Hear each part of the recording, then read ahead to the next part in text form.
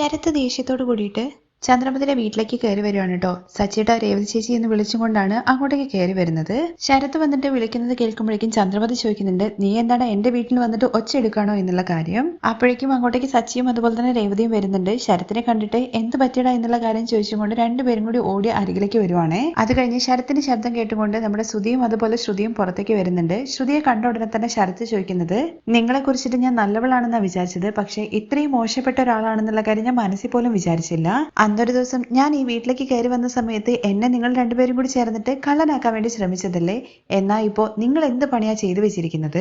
ശരത്തിന്റെ സംസാരം കേൾക്കുമ്പോഴേക്കും ശ്രുതി പറയുന്നുണ്ട്, മര്യാദയ്ക്ക് സംസാരിച്ചോണം, ശ്രുതിയെ കുറിച്ചിട്ട് അനാവശ്യം പറയരുത് എന്നുള്ള കാര്യം പറയുമ്പോഴേക്കും, അല്ലെങ്കിലും ശ്രുതി ഇവർക്കൊന്നും മര്യാദ ഉണ്ടാവില്ല, എപ്പൊ നോക്കി കഴിഞ്ഞു കഴിഞ്ഞാലും ആരുടെങ്കിലും മേലെ എന്തെങ്കിലും കുറ്റം ചാർത്ത എന്നുള്ളതാണല്ലോ ഇവർമാരെ പോലുള്ള ആൾക്കാരുടെ പരിപാടി. നീയും പണം മോഷ്ടിച്ചവനല്ലേ എന്നൊക്കെ പറഞ്ഞിട്ട് ശരത്തിനെ മോശപ്പെടുത്തി സംസാരിക്കാൻ വേണ്ടി പോകുമ്പോഴേക്കും ശ്രുതിയുടെ അടുത്ത് രേവതി പറയുന്നുണ്ട്, എന്തിനാ ശ്രുതി കഴിഞ്ഞ കാര്യത്തെക്കുറിച്ച് വീണ്ടും വീണ്ടും എടുത്ത് പറയുന്നത്? ഞാനല്ലല്ലോ, നിങ്ങളുടെ അനിയൻ തന്നെയല്ലേ ഈ കാര്യം തുടങ്ങി വെച്ചത്.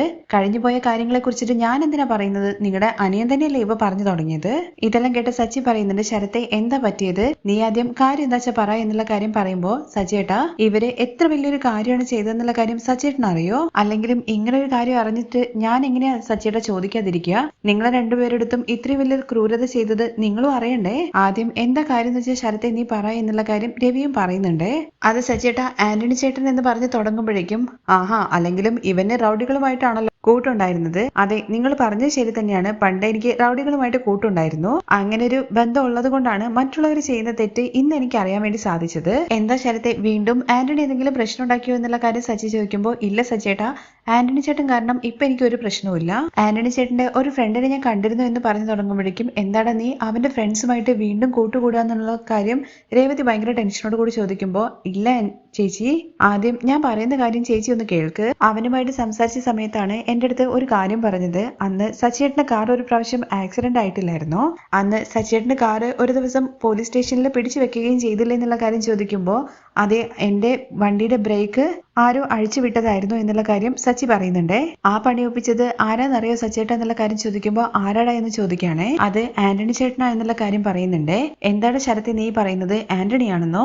അതെ സച്ചേട്ടാ, എന്റെ ഫ്രണ്ടാണ് ഇതിനെക്കുറിച്ച് എന്റെ അടുത്ത് പറഞ്ഞത്. ഞങ്ങൾ രണ്ടുപേരും കൂടി സംസാരിച്ചുകൊണ്ടിരിക്കുകയായിരുന്നു. ആ സമയത്താണ് അവൻ കുറച്ച് വെള്ളം അടിച്ചത് കൊണ്ട് അവന്റെ വായിൽ നിന്ന് എനിക്ക് സത്യങ്ങൾ അറിയാൻ വേണ്ടി പറ്റി. അവനും ആന്റണി ചേട്ടനുമായിട്ട് അന്ന് എന്തോ ചെറിയ പ്രശ്നം ഉണ്ടായിരുന്നു. അതുകൊണ്ട് തന്നെ ആന്റണി ചേട്ടനോടുള്ള ദേഷ്യത്തിന്റെ പേരിലാണ് അവൻ എന്റെ അടുത്ത് ഈ കാര്യങ്ങളെല്ലാം തുറന്നു പറഞ്ഞത്. ഇതൊക്കെ എങ്ങനെയാണ് ചെയ്യാൻ വേണ്ടി പറ്റിയ ശരത്തെ, അന്ന് കാറിന്റെ ചാവി ഉണ്ടായിരുന്നത് എന്റെ വീടിന്റെ ഉള്ളിലായിരുന്നു. അപ്പോ അതെങ്ങനെയാ ആന്റണിയുടെ കയ്യിൽ കിട്ടിയെന്നുള്ള കാര്യം ചോദിക്കുന്നുണ്ട് ശരത്തിന്റെ അടുത്ത്. അത് ആന്റണി ചേട്ടാ, ഈ വീട്ടിനുള്ളത് തന്നെയാണ് ചാവി ഒരാൾ എടുത്തു കൊടുത്തത്. അപ്പോഴേക്ക് ശ്രുതിക്ക് ഭയങ്കരമായിട്ട് ടെൻഷൻ ആവുന്നുണ്ട്. കാരണം ശ്രുതിയാണ് ഇത് ചെയ്തെന്നുള്ള കാര്യം ശരത്തിന് മനസ്സിലായി എന്നുള്ള കാര്യം മനസ്സിലാവുന്നുണ്ട്. ഇതാ ഈ നിൽക്കുന്ന ശ്രുതി ചേച്ചിയാണ് അന്ന് ആന്റണി ചേട്ടന്റെ കയ്യിലേക്ക് സച്ചിയുടെ ചാവി എടുത്ത് കൊടുത്തത്. ശരത്ത് അങ്ങനെ പറയുന്നത് കേൾക്കുമ്പോഴേക്ക് ശ്രുതി പറയുന്നുണ്ട്, ആവശ്യമില്ലാതെ ശരത്തെ എന്റെ മേലെ ഓരോ പഴിച്ചാരാൻ വേണ്ടി ശ്രമിക്കേണ്ട എന്നുള്ള കാര്യം. അന്ന് നീ വീട്ടിൽ വന്ന സമയത്ത് നീയാണ് പണം എടുത്തെന്ന് വിചാരിച്ചിട്ട് നിന്റെ മേലെ കുറ്റം ഞാൻ ചാർത്താൻ വേണ്ടി ശ്രമിച്ചു എന്നുള്ളത് സത്യമാണ്. അതിന്റെ പേരിൽ നീ ഇല്ലാക്കാതെയൊന്നും പറഞ്ഞുണ്ടാക്കരുത് എന്ന് ശ്രുതി പറയുന്ന സമയത്ത്, ശ്രുതി നീ വിശ്വസിക്കരുതെന്നൊക്കെ പറഞ്ഞിട്ട് ശ്രുതിയുടെ കൂട്ട് കിട്ടാൻ വേണ്ടിയിട്ട് ശ്രുതി ഓരോന്ന് പറയുന്നുണ്ട് കേട്ടോ. ഇല്ല ശ്രുതി, ഞാൻ ഒരിക്കലും വിശ്വസിക്കില്ല, ഇവൻ വെറും ഒരു കള്ളനല്ലേ, അവൻ പറയുന്ന കാര്യമൊന്നും ഞാൻ ഒട്ടും വിശ്വസിക്കില്ല എന്നുള്ള കാര്യം ശ്രുതി പറയുന്നുണ്ട്. ഇത് കേട്ട ഉടനെ ശരത്ത് പറയുന്നുണ്ട്, നിങ്ങളടുത്ത് ചുമ്മാ വന്ന് പറഞ്ഞു കഴിഞ്ഞാൽ നിങ്ങൾ ആരും വിശ്വസിക്കില്ല എന്നുള്ള കാര്യം എനിക്കും അറിയാം. ഞാൻ അത്ര മണ്ടനൊന്നുമല്ല, എന്റെ കയ്യിൽ കൃത്യമായിട്ടുള്ള തെളിവുണ്ട്, അതുമായിട്ട് തന്നെയാണ് ഞാൻ ഇങ്ങോട്ടേക്ക് വന്നത്. എന്നിട്ട് ഫോണിലുള്ള റെക്കോർഡിംഗ് കാണിച്ചു കൊടുക്കുകയാണ് കേട്ടോ. ആന്റണിയുടെ ഫ്രണ്ട് സംസാരിച്ച കാര്യങ്ങളെല്ലാം വ്യക്തമായിട്ട് എല്ലാവരും കേൾപ്പിച്ചു കൊടുക്കുകയാണ് കേട്ടോ ശരത്ത്.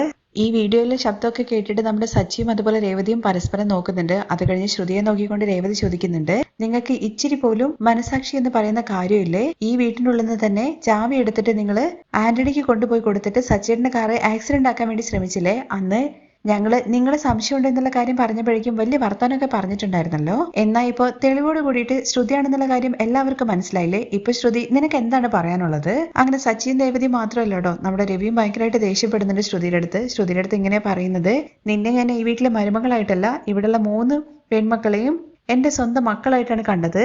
എന്നാൽ ശ്രുതി, നീ ഈ വീട്ടിലേക്ക് വന്നത് മുതൽ ഇവിടെയുള്ള ചന്ദ്രയേക്കാൾ മോശപ്പെട്ട രീതിയിലാണ് നീ ഓരോരോ കാര്യങ്ങൾ ചെയ്യുന്നത്. ആദ്യമൊക്കെ ഞാൻ വിചാരിച്ചു നിനക്ക് ശ്രുതിയെ മാറ്റിയെടുക്കാൻ വേണ്ടി പറ്റുമെന്ന്. എന്നാ ഇപ്പോ നിന്നെ മാറ്റാൻ വേണ്ടിയിട്ട് മറ്റൊരാൾ വേണ്ട ഒരു അവസ്ഥയാണല്ലോ ശ്രുതി.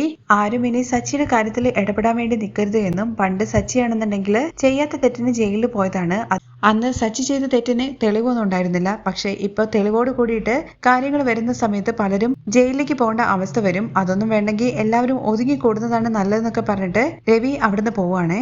അങ്ങനെ ശ്രുതി കാരണം ചന്ദ്രമതിക്കും ചീത്ത കേട്ടല്ലോ. അത് കേട്ട് ചന്ദ്രമതിയാണെന്നുണ്ടെങ്കിൽ ശ്രുതിയുടെ അടുത്ത് പറയുന്നുണ്ട്, നീ ഒറ്റൊരുത്തി കാരണമാണ് ഇപ്പോ രവിയേട്ടൻ എന്നെ ചീത്ത വിളിച്ചത്. ശ്രുതി, ഞാൻ പറഞ്ഞില്ലേ, നീ ഇവളുമായിട്ട് അകന്നു നിൽക്കുന്നതാണ് എപ്പോഴും നിന്റെ ജീവിതത്തിന് സുരക്ഷിതത്വം ഉണ്ടാവുള്ളൂ. ഈ പ്രായത്തിൽ തന്നെ ഇവൾക്ക് എന്തോരം റൗഡികളും മറ്റേ ചീത്ത പ്രവർത്തികൾ ചെയ്യുന്ന ആൾക്കാരുമായിട്ടാണ് ഇവൾക്ക് ബന്ധമുള്ളത്.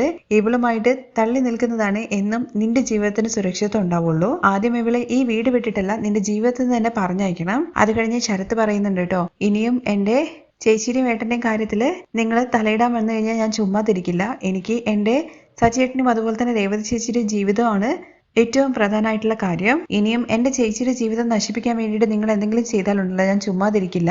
സച്ചിയേട്ടൻ ഞാൻ വരട്ടെ എന്ന് പറഞ്ഞിട്ട് ശരത്ത് അവിടെ നിന്ന് ഇറങ്ങുമ്പോൾ സൂക്ഷിച്ചു പോണേ എന്നൊക്കെ പറഞ്ഞിട്ടാണ് ശരത്തിനെ അവിടുന്ന് പറഞ്ഞു വിടുന്നത് കേട്ടോ. സച്ചിയും അതുപോലെ തന്നെ രേവതിയും വീണ്ടും ആന്റണി കാരണം നിനക്ക് എന്തെങ്കിലും പ്രശ്നം ഉണ്ടെങ്കിൽ നീ എന്നെ വിളിച്ചാൽ മതി എന്നൊക്കെ സച്ചി പറയുന്നുണ്ട് കേട്ടോ അവന്റെ അടുത്ത്. ശരത്ത് പോയി കഴിഞ്ഞതിന് ശേഷം ശ്രുതിയെ നോക്കിക്കൊണ്ട് പറയുന്നുണ്ട് കേട്ടോ, ശ്രുതി നീ എന്താ ഇങ്ങനെ, നിങ്ങൾക്ക് ഒട്ടും മനസാക്ഷിയില്ലേ? നിങ്ങൾക്ക് എങ്ങനെയാണ് ഇങ്ങനെയൊക്കെ ചെയ്യാൻ വേണ്ടിയിട്ടുള്ള മനസ്സ് വന്നത്?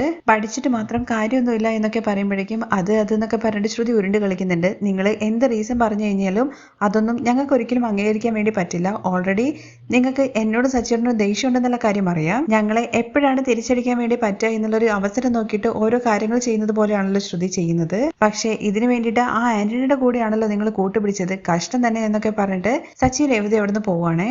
ശരത്ത് അങ്ങോട്ടേക്ക് വന്ന് പറഞ്ഞത് കൊണ്ടാണല്ലോ നമ്മുടെ ശ്രുതിക്ക് ഇത്രയും വലിയൊരു നാണക്കേടുണ്ടായത്. അതുകൊണ്ട് തന്നെ സച്ചിയുടെ രേവതിന്റെ മുമ്പിൽ നിൽക്കാൻ പോലും പറ്റാത്ത അവസ്ഥയിലാണ് ശ്രുതി നിൽക്കുന്നത്. അതേസമയം ശ്രുതി ആണെന്നുണ്ടെങ്കിൽ ശ്രുതിയുടെ അടുത്ത് പറയുന്നുണ്ട്, അമ്മ പറഞ്ഞതുപോലെ ശ്രുതി, എനിക്ക് നിന്റെ അടുത്ത് നിൽക്കാൻ വരെ പേടിയാണ്. ഓൾറെഡി നീ ആന്റണിയുമായി ചേർന്നിട്ട് പ്രശ്നങ്ങൾ ഉണ്ടായതാണ്. ഞാനും സച്ചിയും തമ്മിൽ പല പ്രശ്നങ്ങളുണ്ട്. പക്ഷെ ഒരിക്കലും അവനെ ഇല്ലാതാക്കണമെന്നൊന്നും ഞാൻ മനസ്സിൽ പോലും വിചാരിച്ചിട്ടില്ല. അമ്മ പറഞ്ഞതുപോലെ നിന്റെ കാര്യങ്ങൾക്ക് വേണ്ടിയിട്ട് നീ ചിലപ്പോൾ എന്നെ വരെ ഇല്ലാതാക്കാൻ വേണ്ടി ശ്രമിക്കും എന്നൊക്കെ പറഞ്ഞിട്ടാണ് നമ്മുടെ ശ്രുതി അവിടുന്ന് പോകുന്നത് കേട്ടോ. ശ്രുതി പോയി കഴിഞ്ഞതിന് ശേഷം ഇനിയിപ്പോ ആന്റി പറഞ്ഞതുപോലെ തന്നെ ശ്രുതി എന്നെ ഒഴിവാക്കുമോ എന്നുള്ള ടെൻഷനിൽ ഇങ്ങനെ നിൽക്കുവാണ് കേട്ടോ നമ്മുടെ